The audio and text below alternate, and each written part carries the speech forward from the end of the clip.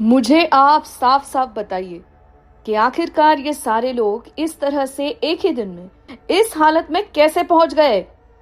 बताइए, वरना मैं अब आप पे थर्ड डिग्री का इस्तेमाल करने को मजबूर हो जाऊंगी। आप नहीं जानती मैं कितनी खतरनाक हूं। जरूर इन सब के पीछे आपके किसी बॉयफ्रेंड का हाथ है ना? Speak out Jaya, right now. Table पे जोर से पंजे मार के इंस्पेक्टर रीमा इतना कह के जया के जवाब का इंतजार करने लगी। जया आखिरकार अपनी चुप्पी तोड़ते हुए शांत आवाज में बोली, अगर मैं आपको सच्चाई बताऊंगी तो भी आप मुझ पे यकीन नहीं करोगी, इसलिए मेरा चुप रहना ही बेहतर है। मैं अपनी सच्चाई और राज दोनों ही खुद में समाये इतने सालों तक जी रही हूं। ज्यादा से ज्यादा अब मुझे पिंजरे में कैद होना पड़ेगा, पर उससे सब कुछ बदल तो नहीं जाएगा। जैसा चल रहा है बिल्कुल वैसा ही आगे भी होता रहेगा। बिना कोई बकवास किए अब साफ साफ बताओ कि तुमने उनके साथ क्या और कैसे किया था। जरा सा भी झूठ का सहारा लिया तो मैं तुम्हारा वो असर करूंगी कि तुम सोच भी नहीं सकती।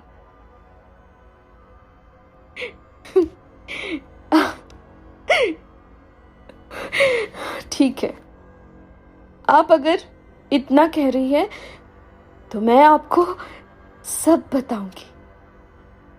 थोड़ा वक्त लगेगा क्योंकि इसका जड़ मेरे बचपन से जुड़ा हुआ है। मेरे पैदा होने के तुरंत बाद ही मेरी माँ अस्पताल के बिस्तर में अपना दम तोड़ देती है। कुछ ही महीनों में बाबा ने दूसरी शादी कर ली ताकि वो मेरा देखभाल कर सके। नई माँ ने मेरे बाबा के पैसे के लिए उनसे शादी की थी। कुछ ही सालों में हम खानदानी अमीर से आम आदमी की जिंदगी बसर करने लगे। मुझे और मेरी सौतेली बहन को एक सरकारी स्कूल में पढ़ने के लिए भेज दिया गया, पर वहां भी घर की तरह मेरी बहन सुमी मुझे हर तरह से परेशान किया करती, मजाक उड़ाती रहती। मैंने उसे मना किया, काफी बार समझाया, पर वो समझने को तैयार ही नहीं थी। फिर एक दिन मेरी किताब फाड़ के दोस्तों के साथ मुझे देखते हुए उल्टा सीधा बोले जा रही थी। मेरे मुंह से बस कुछ शब्द निकले इसके बाद, काश कि तू अभी के अभी गूंगी हो जाए। मैं ये कह के क्लासरूम के बाहर चली गई, लेकिन बस उसके अगले ही पल अचानक से मुझे सुनाई दिया कि मेरे क्लासमेट्स में अफरा तफरी मच गई है। दौड़ के वापस आई तो तब तक मेरे शब्द असर कर चुके थे। सुमी को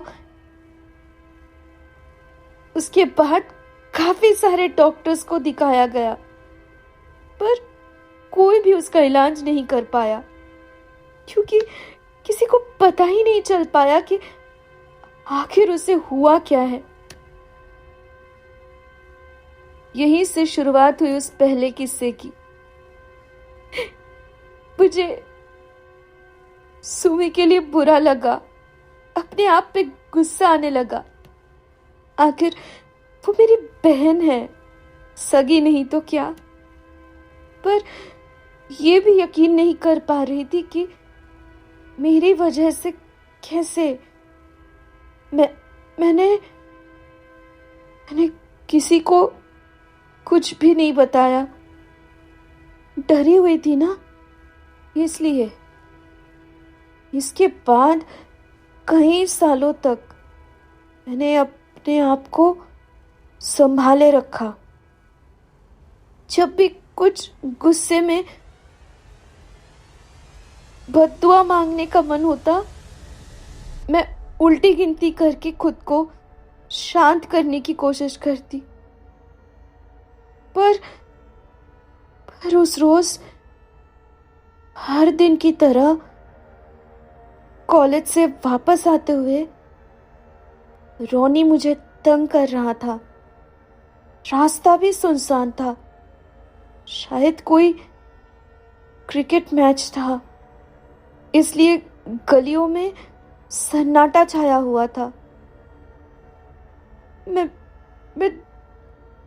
भाग रही थी उससे, खुद को बचाने के लिए नहीं, बल्कि उसको अपने श्राप से बचाने। लेकिन वो बाइक लेकर मेरे सामने रास्ता रोक के खड़ा हो गया। आज तो मुझे हाँ किए बिना कहीं नहीं जा सकती। अगर ना की तो ये एसिड का बोतल सीधे तेरी शक्ल पे दे मारूंगा। फिर जिंदगी भर तेरी तरफ कोई थूकेगा भी नहीं। मेरा दिमाग खौल उठा। मैंने उसकी तरफ देखते हुए कहा, जिस गंदे नजरों से तुम जैसे नामर्द औरतों को देखा करते हैं, उस हिसाब से थूकना पूरे समाज को चाहिए तुम पर। कि नहीं, फिलहाल मैं बस इतना चाहूंगी कि तू कभी खुद किसी को देखने के लायक ना रहे। मेरी बात खत्म होते ही वो अचानक से अपने हाथ में पकड़े हुए तेजाब के बोतल को खोलकर अपनी आंखों में छिड़काने लगा। मैं चीखती रही, उसको रोकने की कोशिश करती रही, लेकिन वो रुका ही नहीं। उसकी आंखें पिघल रही थी। मैं इतना भयानक हादसा देख के सहम गई। मुझसे रुका नहीं गया। मैं घर आकर बस रोती रही। फिर इतना बुरा कुछ रोनी के साथ हो ये नहीं चाहती थी। हाँ, इसके बारे में भी मैंने किसी को कानों कान खबर नहीं होने दी। मुझे पता था कि अगर मैं ये सबको बताऊंगी, यहाँ तक कि घर वालों को भी बताऊंगी, तो मुझे डायन करार देकर घर से बाहर निकाल देंगे। सो मैंने इसे राजी रहने दिया। कुछ सालों बाद मेरी शादी हुई। कई दिनों तक सब ठीक था। स्वरूप मेरे पति झूठे थे। चरित्र ठीक नहीं था उनका। धोखा देकर प्यार का दावा करके मुझसे शादी किए थे। कुछ काम धंधा भी नहीं करते थे, पर मैं फिर भी उनके साथ रह रही थी। सोची थी मेरे लालची ससुराल वाले या मेरे पति को एक दिन मेरी कदर होगी।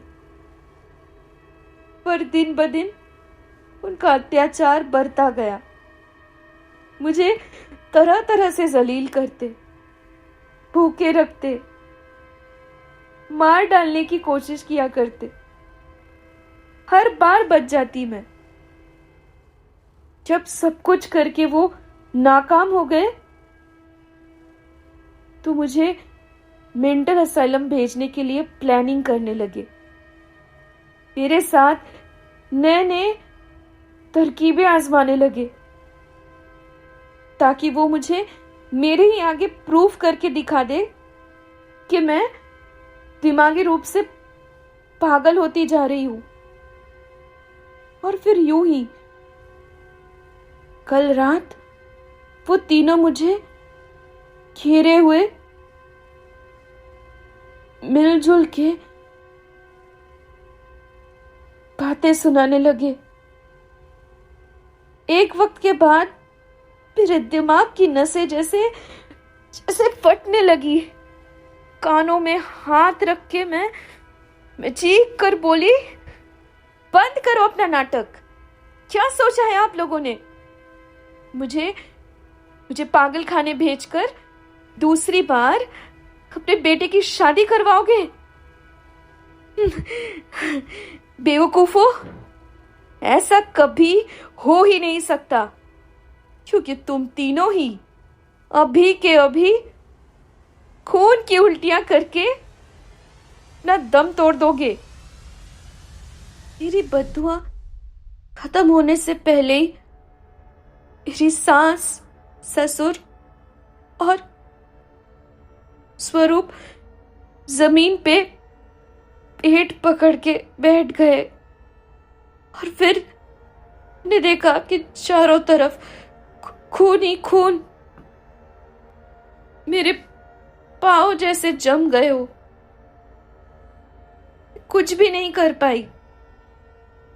और उन तीनों ने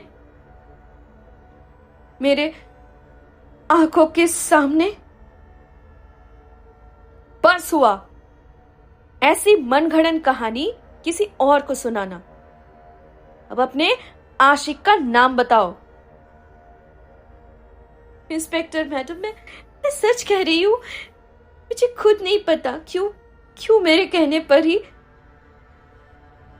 देखो, आज तक का वक्त है तुम्हारे पास। आज तुम अपने सारे क्राइम खुद से कबूल कर लो, वरना मैं। जया सच कह रही है। उसने कभी कुछ नहीं किया। जो भी बचपन से लेकर आज तक किया वो मैंने किया है। ये ऐसे क्यों बात कर रही हो तुम, जया? और ये सब क्या कहे जा रही हो? वो सच बता रहा हूं जिसका जिक्र जया ने आपको नहीं की, क्योंकि वो अपने माँ बाप को बचाना चाह रही थी। अपनी सौतेली बहन को भी बचाना चाह रही थी। मैं और जया जुड़वा पैदा हुए थे। जय नाम है मेरा। इसका बड़ा भाई तुझ था उस दिन। 7 साल की उम्र में पहली बार मैंने खुद से कुछ उसे गिफ्ट करने की सोची थी। मुझे लगता था कि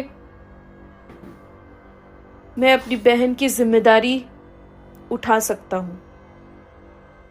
ऐसे ही एक कविता लिखी थी और फिर एक अपने हाथों से उसके लिए कार्ड बनाया था।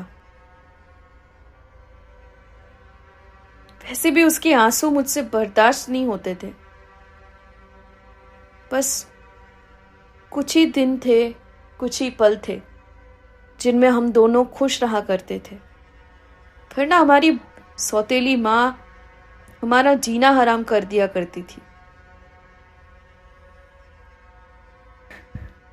जो भी हो, वो कार्ड हाथ में लेकर मेरी बहन बहुत खुश हुई थी। लेकिन सुमी वो जलन के मारे उसे उसे छीन लेती है। जया जया रोने लगती है। उसके आंसू मुझसे बर्दाश्त नहीं हो रहे थे। मैंने सुमी से वो कार्ड वापस लेने की कोशिश की तो मेरे साथ हाथापाई करने लगी। इसी दौरान उसने सीढ़ियों से मुझे नीचे धकेल दिया। सुमी और उसकी मां ने खून में सने हुए देखकर भी मुझे बचाने की कोशिश नहीं की। मेरी बहन जया उनके पैरों में पड़कर गिड़गिड़ाई, मिन्नतें की, फिर भी